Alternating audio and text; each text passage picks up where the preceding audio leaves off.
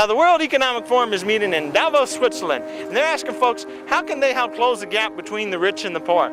So I'm here on Wall Street asking folks, how can Wall Street help close the gap between the rich and the poor? I'm poor. I need some money. I need some money. So can you help me, baby? Can you help me, baby? I need $1,000. You give us $1,000, baby. I need $1,000 right now because I ain't got no money. I'm poor.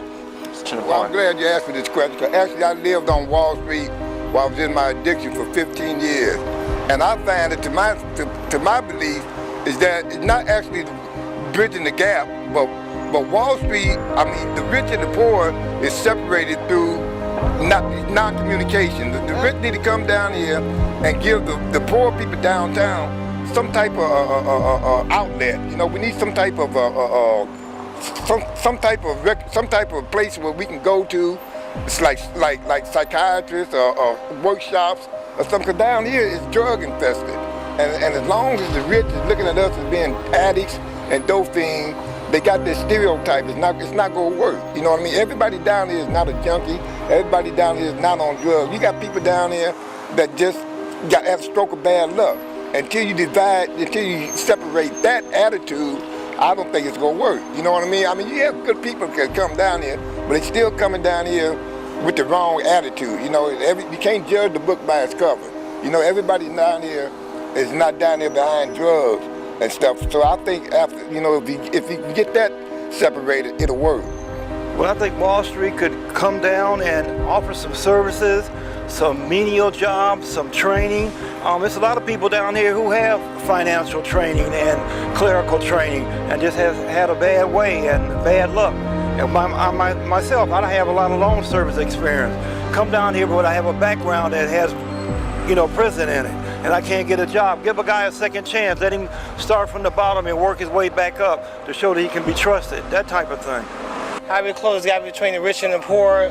Get more jobs. See, the economy is down right now. We got to get more jobs and more people, get them off the streets and get them nice places to stay and get them warm showers and open more shelters downtown LA, because there's over 600,000 homeless people downtown in LA. So we need to open up more shelter. We need more assistance downtown in LA.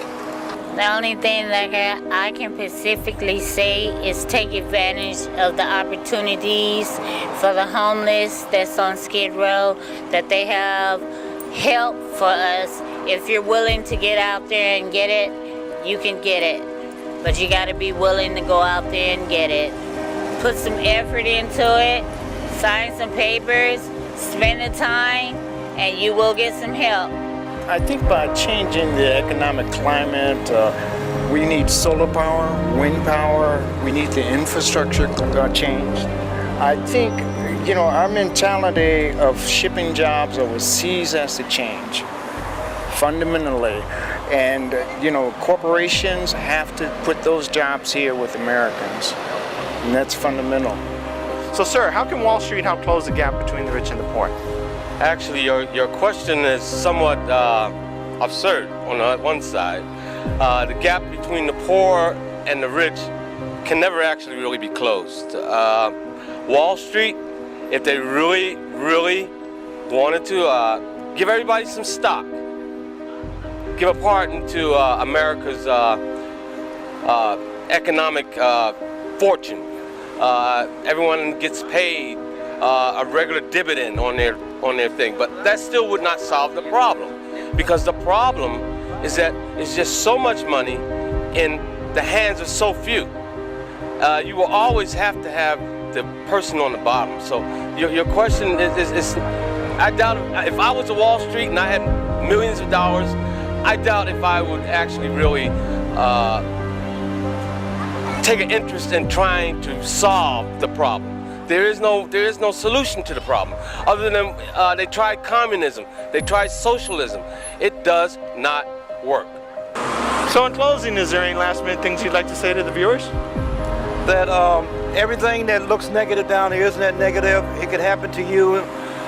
People just need a second chance to get their life together, and they need an extended hand. I mean, through these holidays, people come down to help everybody, but In the summertime, you don't see them. You get your door slammed in your face. Most of all, I'd like to impress upon them that, you know, America's a great country. We can do a lot of things ourselves, but, you know, we've got to get back to America. You know, if you can help us out down here, it'd be appreciated. And just, I don't think like going through the missions and stuff like that, a lot of times we don't even see that because it's hypocritical. The mission people, they get the stuff and don't even bring it out here to the homeless people where it's needed at. But I think individual help or something like that would be more appreciated. And to have a better year, to get out there and put forth an effort, and it will come to you. It's called 5 P's. Proper preparation prevents poor performance. If you properly prepare yourself in life, you always perform better and you always have a better life. Keep doing whatever you're doing. Still, the human experience is to experience life, whether rich or poor, healthy, health, or sick. You just keep going until the end. So in closing, this is Brian Mckeon talking to you.